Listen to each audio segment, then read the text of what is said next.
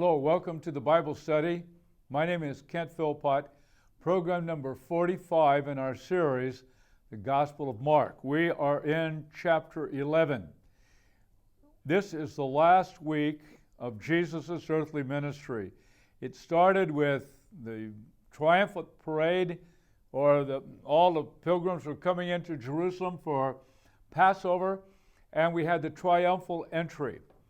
Then after that, we had Jesus' retreat back to Bethany, coming into the city the next day on a Monday, and there was a fig tree. And there was, he said, there's going to be no more figs on you. And last program, we did the fig tree, and then the second part of the fig tree, there's two parts. But sandwiched in between is a very significant story called Jesus Cleanses the Temple. This is the great temple in Jerusalem called the Second Temple. The first one built by Solomon in the first part of the 9th century, 10th century.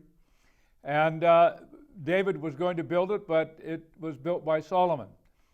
And it was later destroyed by the Babylonians in 586, and then it undergone a rebuilding by the exiles that came back from Babylon. And then this is the same temple, but it had been greatly enhanced by Herod the Great, who prided himself on being a great builder, and he was. It was a magnificent structure that gleamed with gold and white from a great distance. It was one of the 7 wonders of the ancient world. And this, at Passover time, there were various courts. When you'd come into the court, was a hugest court called the Court of the Gentiles. There was the Court of the Women. There was the Court of Israel. There was the Court of the Priest. And the Court of the Gentiles is going to be the issue here. And to understand what happened, you have to understand what the Court of the Gentiles was like. And how it went was, at the time when the great sacrifices at Passover and the other festivals of Israel, the pilgrims had to buy animals to sacrifice. And so they did, and there it was all a big marketplace in the Court of the Gentiles. It was a wild, noisy, smelly, raucous kind of a place. The money changers were also there. The money changers, you had to pay your poll tax, you had to pay some money, and you could only pay it with a specific kind of coin. But people would arrive with coins from Egypt, from all kinds of different places. They weren't the right coins, so they had people that changed money for a pretty hefty fee, so you could make your tax payment and your temple offering. So it was a place that was not going to be used for worship by anybody.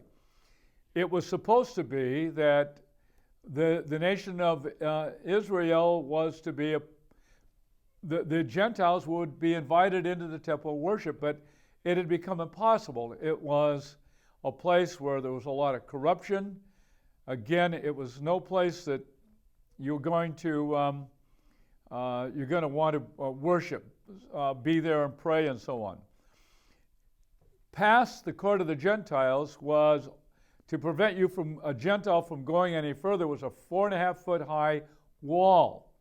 And on that wall it said this: "Let no man of another nation enter inside the barrier and the fence around the temple. Whoever is caught will have himself to blame for his death that follows." So it had become a very restrictive place.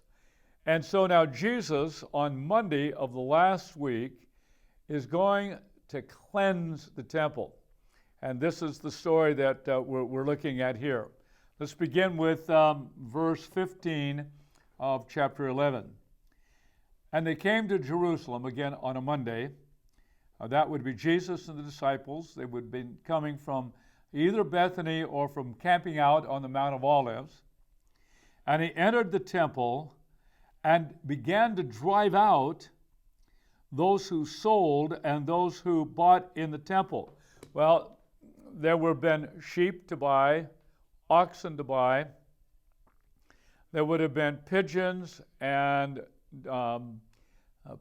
doves, and you had to buy them. And sometimes the pilgrims would bring their own animals, but usually the priest would say that those sacrifices aren't good enough, forcing them to buy from people they were getting cuts from, of course.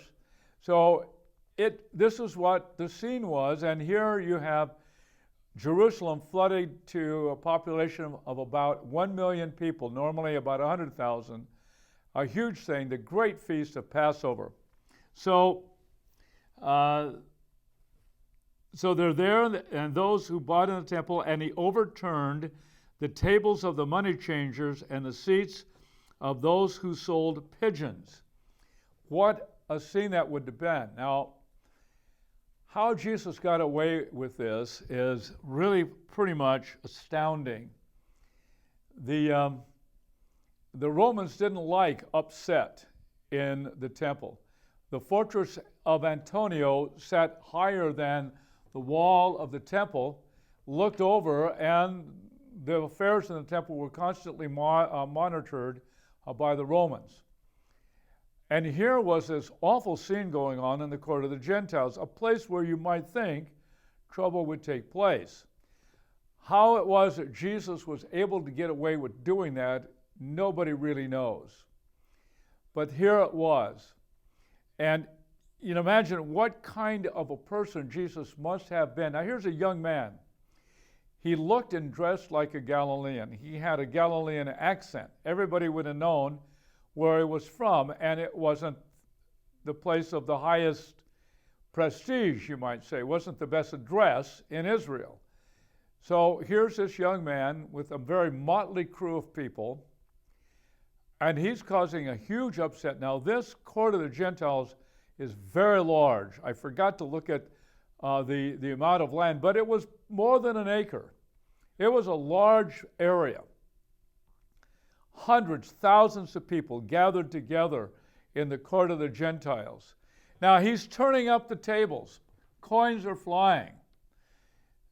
I would imagine the pigeons and the doves and the sheep of the oxen making a lot of noise, running around, flying away. It would have been a very chaotic scene. And the people who would have been the very most upset would have been those who ran the temple, the priest, who would have been belonging to the party of the Sadducees, the most right-wing religious political party in Israel. And they're the ones that had a close connection with Rome. They operated under the watchful eye and the permission of Rome. And it would have been a very big deal for them to fall out of favor. And here is this guy. You have to understand the mood of Israel at this period of history. In that first century, some 26 people arose and said either that they were the head of a militia or that they were the Messiah, and they did battle with Rome. They were all quashed, massacred cruelly. Even from the villages where some of these troops would be, the Roman would go in and wipe out man, woman, and child and burn the place down. Rome was very authoritarian, very severe, very strict. And they had one group of terrorist Israelis rise up and do them battle 26 times. So they would have been on a very watchful eye of what was going on in the temple. So it is one of the more astonishing events that take place. By the way, this same story appears in John chapter 2. Matthew, Mark, and Luke all have it at this particular period in the last week of Jesus' ministry. John has it at the very outset, or close to the very outset of Jesus' ministry. Some will say he did it twice. Others will say that John simply incorporated it into the beginning of Jesus' ministry rather than the end. I have never made up my mind about which I think. Some will say, well, Philpott, obviously it's two, but it's not. When you understand the way that the gospel writers did things, you'll find that they did it according to the story they wanted to tell. The facts are all there. Nothing that would compromise any, let's say, point of doctrine or theology at all. Not anything like that. But when you study intensely the synoptic gospels, you'll find the differences. And the differences are very important because it shows that they were not mere copycats. They weren't copying each other, but they were telling the story the way they wanted to, the way they heard it, and so on. And it's always little details, interesting little details that are so much fun to study. It's one of the things I love about preaching through Matthew, Mark, or Luke is to discover these little things. Anyway, I'm going to have to hurry up or I'm going to run into trouble. At any rate, okay, here we are. So he's upset all these tables. He would not allow anyone to carry anything through the temple. Oddly enough, that there was a shortcut if you wanted to go from the Mount of Olives, which was one of the main approach areas. It was much quicker to go through the temple, cut through the temple, to get into the main city of Jerusalem. And so you had people carrying all kinds of stuff, just arriving, all these pilgrims. It would have been really quite a zoo. And so he was even stopping those people, the pilgrims. You know, this is unacceptable. And he was teaching them and saying to them, is it not written? And here is a quote, I believe, from Jeremiah 7:11. Is it not written, my house shall be called a house of prayer for all the nations? The word nation here, we get our word ethnic from. It's the word ethnos, and it really means everybody who isn't Jewish. From the Gentiles. And here it was that there was really no place for the Gentiles. They would have long known that. And so one of the major features of, let's say, Old Testament invitational evangelism was being completely ignored. The temple was not a welcoming place. Verse 7 says, but you have made it a den of robbers. He didn't say a place of business, a place of merchandising, a place of banking, of money exchange, nothing like that. He said, you've made it a den of robbers. And that's the way it was. The vendors, we find from other sources, for example, Josephus, he would tell us that the priest charged a fee to have a stall in the court of the Gentiles. So the temple was getting a cut, and of course the vendors had to make their money. So there were exorbitant prices on that the pilgrims had to pay. So Jesus was not happy. You know, was Jesus? What was his manner? If you looked at him, would you say he was angry? Would you say he was just upset? Was he being the part of an authoritarian leader? We don't know that. We don't have the opportunity to heard his voice, the tone, the strength of his voice, his gesturing, his body language, the look in his eye. We know none of that. And so whatever we might say is reading in to certain words that we find out. Early on in the first verse, he says to drive out. It is the word ekbalo, the same word we have for casting out of demons. I think that Jesus was at least upset. I think he could easily have been offended, indignant, mad, Maybe all of those at the same time. It's really very hard to know. But the nature of some of the words here make me think that he just wasn't casually walking around asking people, hey, listen, would you please get out of here? This is not right. Having discussions with them about the rightness or wrongness about what they were doing. He was running them out.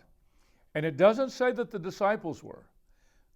It's pretty plain that the disciples were just watching and spellbound themselves. Jesus was doing this alone in a wide, broad area with thousands and thousands of people milling about. And then verse 18 says, and the chief priests and the scribes heard it and were seeking a way to destroy him, for they feared him because all the crowd was astonished at his teaching. Now, here is a very interesting situation. We have the chief priests now and the scribes. They were completely poles apart. Here are the chief priests, far right-wingers. The scribes, which would probably be members of the Pharisee party, they're on the extreme left. So you have the right and the left coming together against Jesus. They set their politics aside, and now they're coming together in order to deal with Jesus.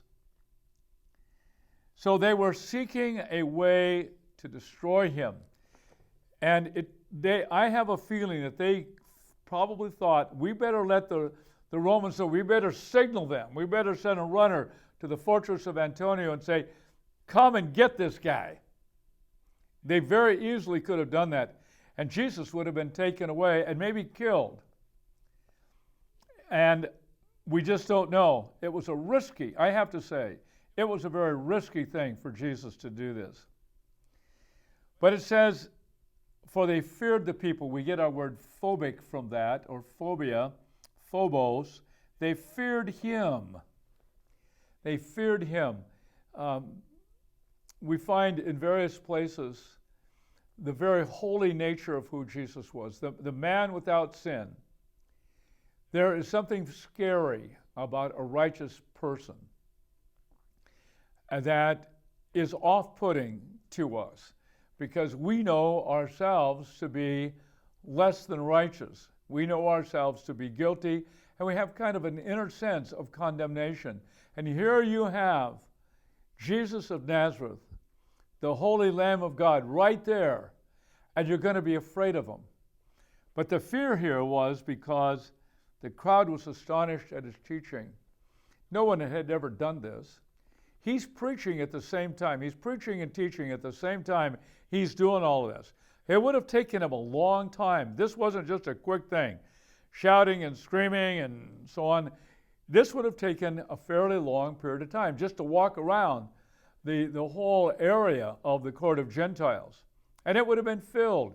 And he's going from place to place to place to place to place, taking a goodly amount of time, and teaching and preaching, and it was obvious that the people loved what he was saying.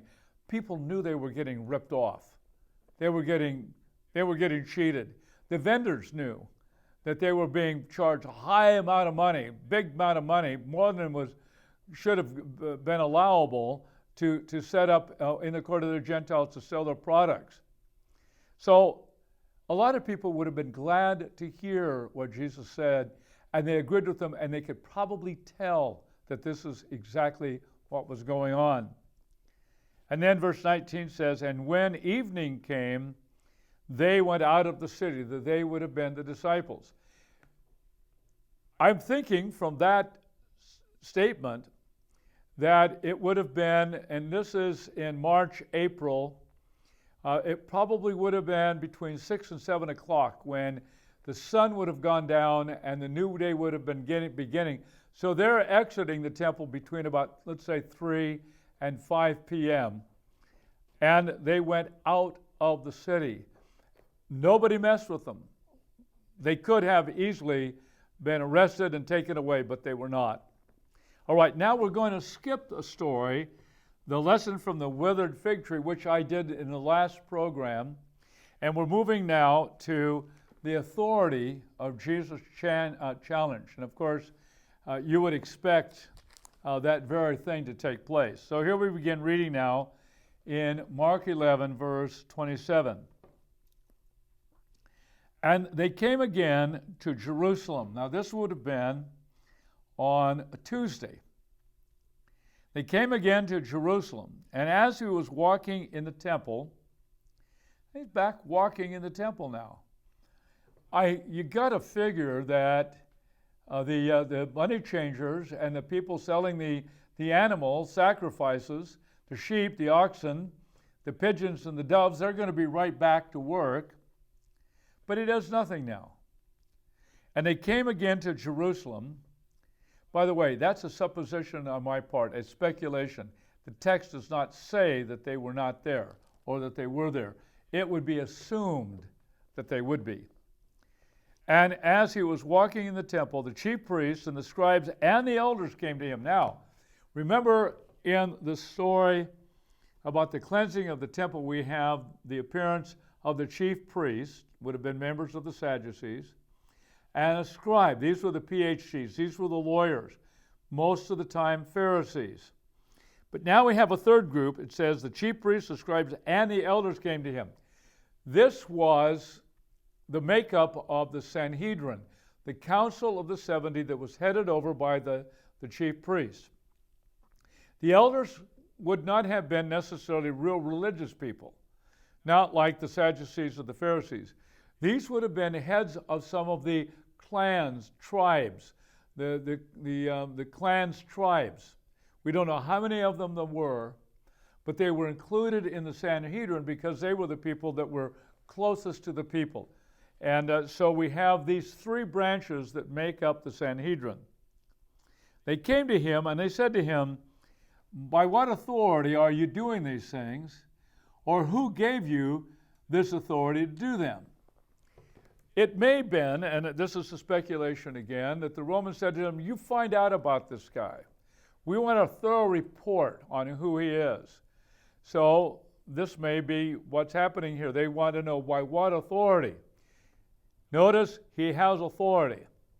They want to know what authority. He's got authority. Probably an authority that they'd never encountered before. The authority of a holy and a righteous man. Jesus said to them, "I will ask you one question. Answer me, and I will tell you by what authority I do these things." Jesus, when you look at him, no formal training, education. He'd never been to one of the rabbinical schools. He hadn't been to one of the universities like Paul had been to. He's from a backwater, Nazareth of Galilee. And you listen to the things that he says and the way he deals with people who are steeped in learning, steeped in the Bible, steeped in the religion of Israel.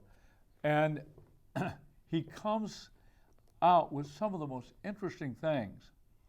So they want to know, by what authority are you doing these things? Of course, they're referring to the cleansing of the temple.